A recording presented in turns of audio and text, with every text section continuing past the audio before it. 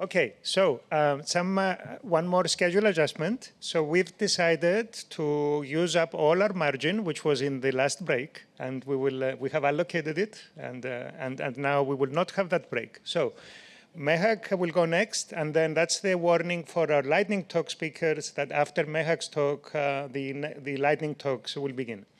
So no break. We'll just go until 5 o'clock.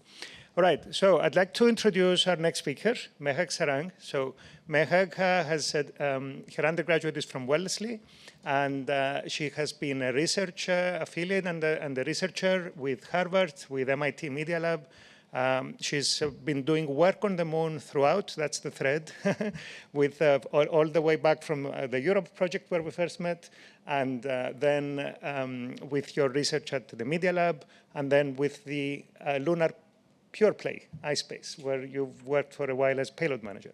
And recently, Mehak has moved back to the Open Lunar Foundation. I think I'm getting everything right. And that's the exciting new chapter of her story. And today we'll hear about lunar governance, which is a very interesting topic, because if we're going back to the moon to stay, we need to do a better job of running it than what we're doing right now. So with that, Mehak, please. Thank you. Thank you for that introduction, George, and for the invitation. It's really exciting to be back here at MIT because my interest in commercial space actually started, as George mentioned, as a UROP in Professor Dweck's lab a long time ago. And I most recently was at iSpace and realized from Julian's slides that I missed picture day, so I'm not in any of those photos. But yeah, today I will be talking about the work that we do at the Open Lunar Foundation. And it really is a return. The work that I was doing at the Media Lab, at the Space Exploration Initiative, was co-funded by Open Lunar Foundation. And a lot of the thinking that we were doing here at MIT about space governance, about lunar governance, was kind of fomented with that partnership. So I'm really excited to be rejoining the organization now as the Director of Industry Integration. And today in particular, I will be talking, how do I advance? Green. Oh, perfect. I will be talking about some emerging issues in lunar governance, which I'm glad I'm following this panel because you've already kind of got a taste for what those are. Our work at Open Lunar, and then how we're at the forefront of prototyping new ways of lunar governance. So thinking about prototyping governance in the same way as prototyping technologies. First, let's talk about where we are.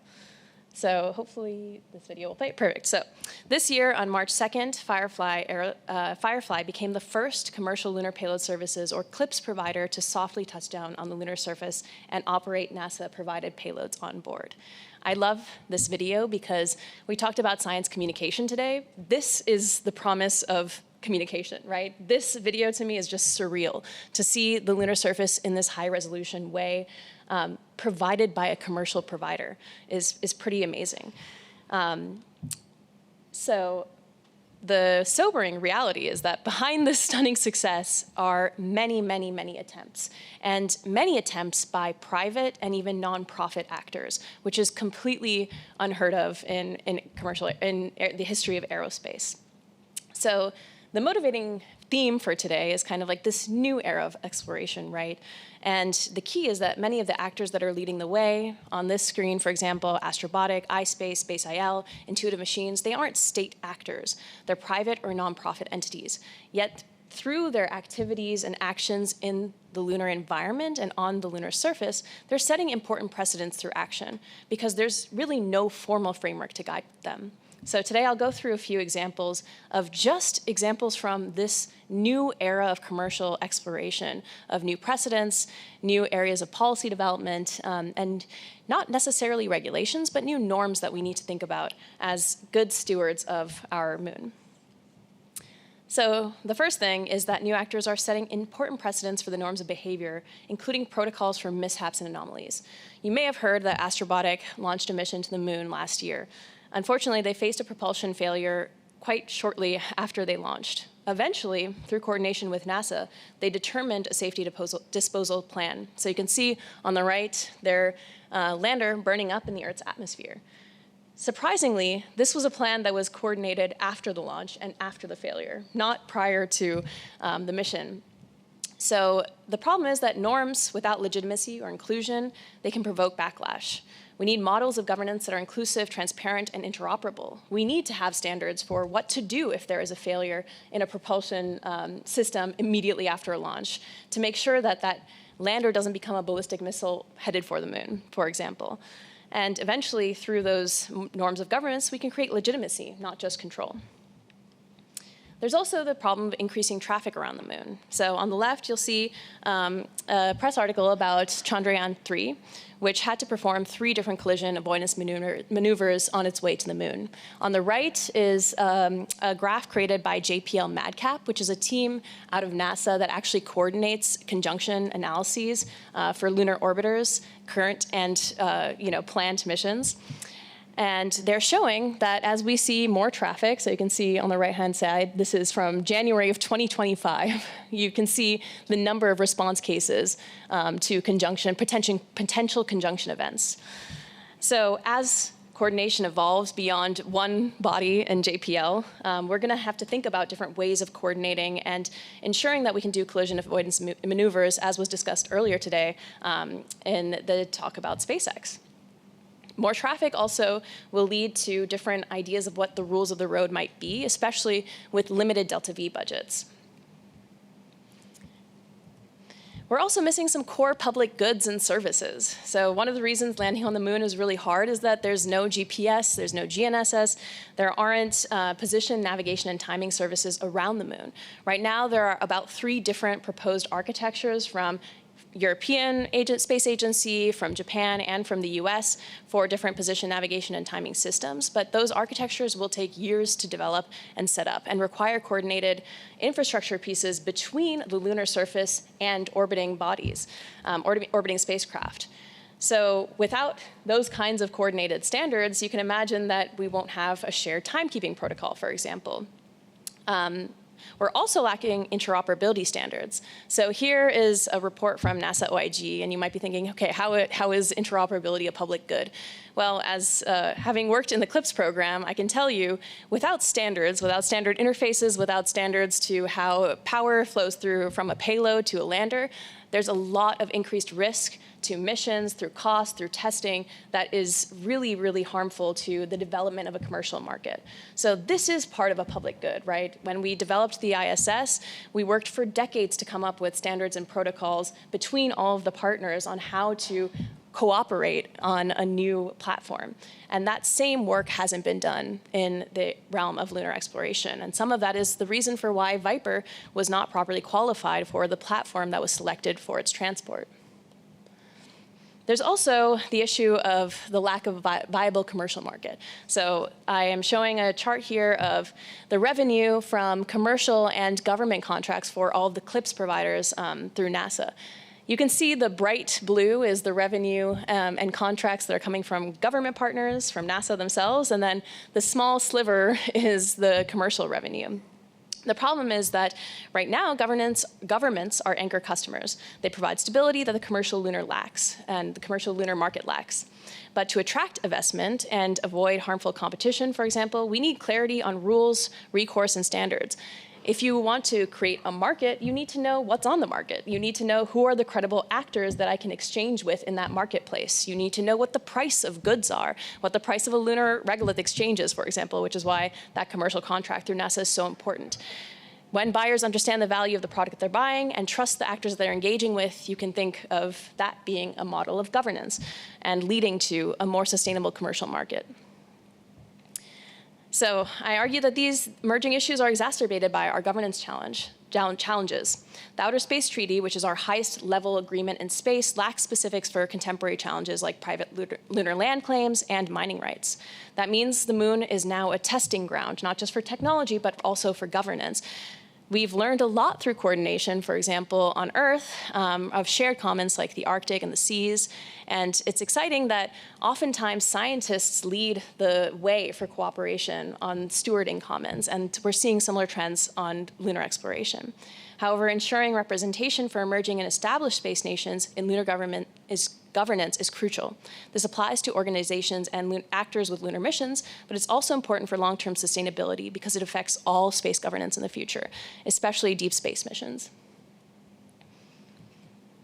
So the ecosystem that is building right now is a bit disparate. We have governments, we have new coalitions, we have NGOs, we have academic institutions, and they're all trying to contribute to rule setting and knowledge sharing. We have, for example, a bloc that's emerging around the Chinese, and then one that's emerging around the Artemis Accords. All of this feeds into what we call a model for a third way of governance.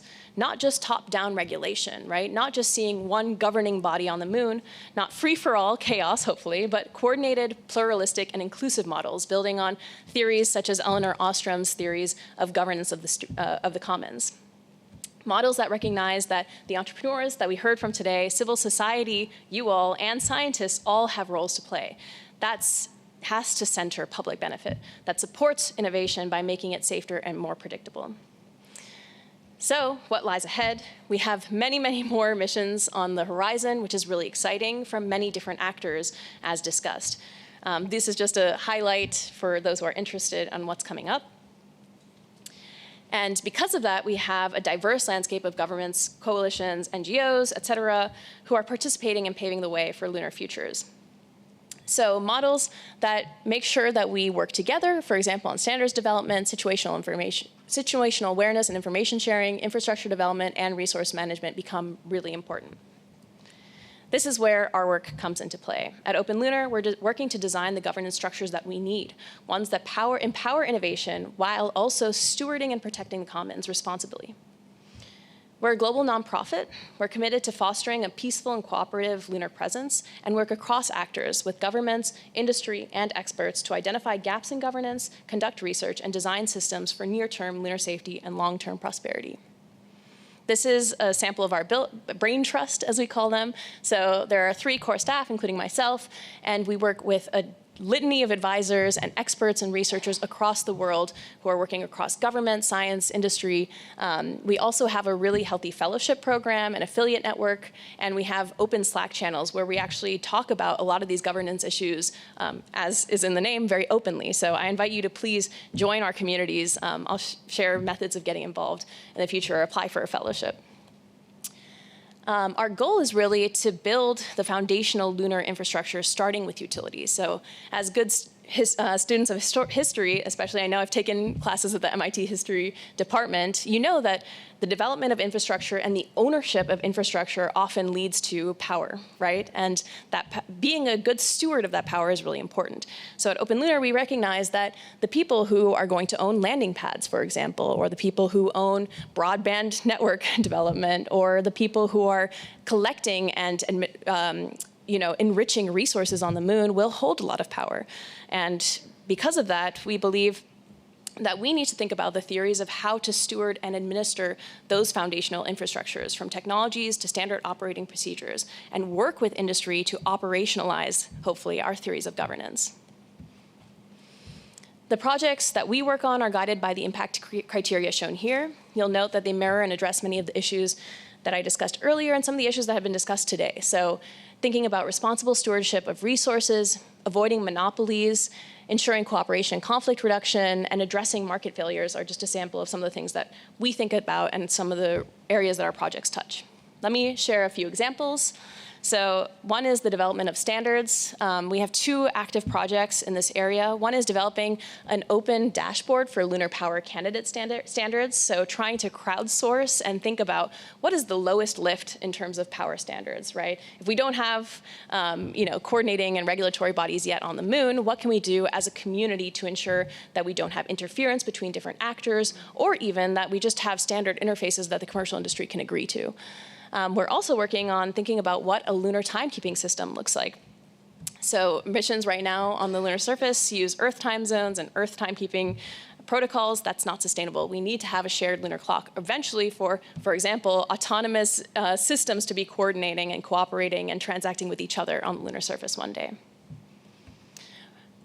Another important mission that is a project that is launching this year, sorry, I just still think in missions, is the Lunar Registry for Missions and Payloads. It's a transparent, stakeholder-driven system to track who's doing what, where, and when on the moon. So we just talked about, for example, nuclear zones or landing zones. we are trying to stimulate information sharing among the different actors on the lunar surface to understand, hey, if there's going to be a nuclear power source, where are you going to put that? What are you going to do? How long will it operate? What is your disposal plan? And the first step, in our opinion, is to make sure that actors are sharing that information transparently and openly so that we can coordinate any conflicts before they emerge on the lunar surface. The registry, in that sense, is not just a database. It's a tool for norm setting, shaping behavior through visibility, and hopefully not through force. By involving stakeholders in the design, we want to set precedents for shared responsibility of this shared resource. And we're also thinking about cooperative infrastructure. So this comes from a project that we did with a fellow out of Blue Origin for shared landing pad designs. We also have other theories and concepts for shared habitats, communication networks that reduce duplication and risk. These shared systems can build trust, lower barriers to entry, and enable broader participation. So we're not excluding people from participation, but instead inviting them to able to not only co-own, but co-invest and co-develop these important infrastructures. So why this moment matters, I really love the theme for this year's Space Tech. From Earth to the moon. The moon is, in a sense, humanity's testbed. When we all come together and think about how we're going to expand our footprint into space, the moon will be one of those first areas of exploration. But learning how to live off Earth must include not just engineering and developing supply chains, but also learning how to govern, share, protect, and steward this amazing commons.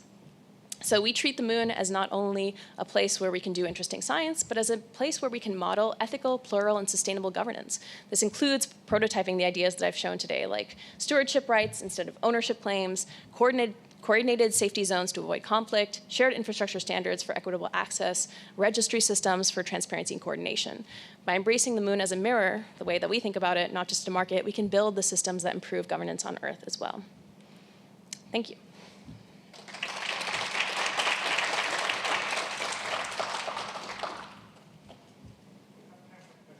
Yes, I actually want there to be a lot of questions, hopefully. And we have some lunar actors here, so if there's questions for them as well, I encourage the audience to get involved.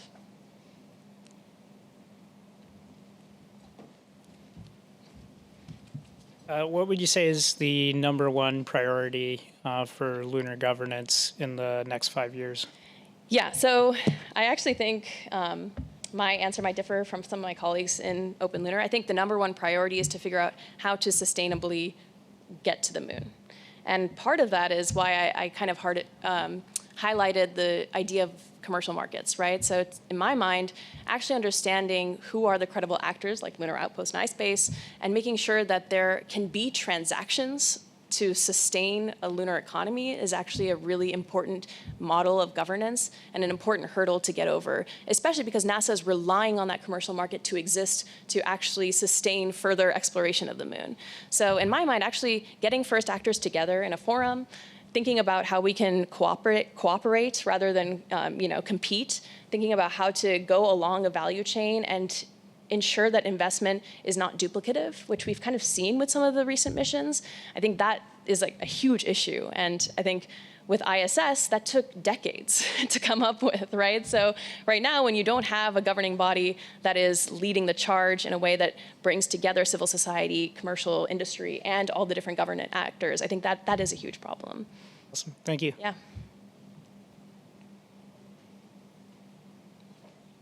Yes, one of the big issues that people talk about are keep-away zones because of all the, when you land, all the stuff that gets. Have you tried to deal with that from a technical level, political? I mean, that's a biggie. Yes, that is a biggie. So that's one of the reasons that one of our flagship projects is the Lunar Registry. So one of the theories that we have is that information sharing is also the most important hurdle to cross. People can be very private about not only their plans, but for example, being able to model what the keep-out zone would be requires sharing some IP and sharing some data, not only from testing, but from missions that have already flown. So we're hopefully going to see more recognition of that being an issue and in governing commons, you often think about the problems that will eventually affect you as a user of those commons. So I think part of the problem is actually communicating the issue to actors in a way that ensures that they are responsible actors so that they have access to those resources in the future. So yeah, we definitely see that as a huge area, and I think the registry getting actors to share information about upcoming missions ahead of time is just like the #1 problem. Thank you for thanks for an excellent presentation. Excuse me. However, your last slide is the pivotal words were if the moon becomes economically viable. Yeah. Then you showed the CLIPS chart, which shows how little commercial is really there. Yeah. And so, I'd go back to the fundamental question of what is the business case that actually might close? Because without government funding, it does not appear to be there to be a business case. And, I'll just parenthetically note that if you look at low Earth orbit, as David Thompson has noted, it only closes for electrons and photons. It's not yet closed for atoms. You could argue, well, maybe it closes for launching crew and cargo to ISS, but that's also a very limited case. Yep. So what, NASA sort of over-rotated, in my opinion, on the whole lunar economy argument. How do you deal with that? So my question back to you before you leave, have you heard a compelling case that has been presented to you yet? Okay, no. No compelling case, but, I want to see a spreadsheet that has like revenues and cash flow. Yeah. Because Fair otherwise it's just happens. It's okay. just, So now that don't work for a private company anymore, I can be more candid about this answer. I actually don't think that's the most important question. As somebody who believes very strongly in space exploration from a method of not only like an existential question of, as humans, we have a need to explore and we look up to space and feel curious and interested. And to me, the question is not necessarily if there's a commercial viability to that. To me, the question is if there is viability to that from funding. And to me, that looks like a government investing as a primary and anchor customer, maybe indefinitely. And to me, that's a great way for a government to get involved. We have astronauts who live with us in civil society, who inspire us, who are, civil servants. And I think that is a great model of what governments can enable in the same way that we hope governments continue to fund artistic endeavors. At the same time, I think the question of what is the commercial viability needs to be instead how to make this a more cost-effective endeavor. And if that means bringing funding in from other realms, whether that's private industry, the way that Aurelia is trying to work with, more traditional companies like John Deere or, other companies on Earth that might be able to use their capital to enable this further exploration. I think that is a more important question because we are not able to think or theorize intelligently about what the future of a commercial market on the moon will be until we know what we can do there, until we know what the capabilities are of the technologies that will go there, until we know what the challenges are. And we're really missing that piece. So I think we're at a really fragile point right now because if we lose public investment in it, we will never see what that commercial market could be. And yeah, I think from Open Lunar's perspective and from my perspective, I think advocating for sustained funding and thinking about new models of working with private industry and even being okay with being an anchor customer to private industry in the same way that SpaceX still relies on NASA funding, I think we need to start talking about that and be okay with talking about that. Yeah, because I haven't heard the commercial case being viable either, frankly, yeah. Yeah, sorry, thank you. Thank you.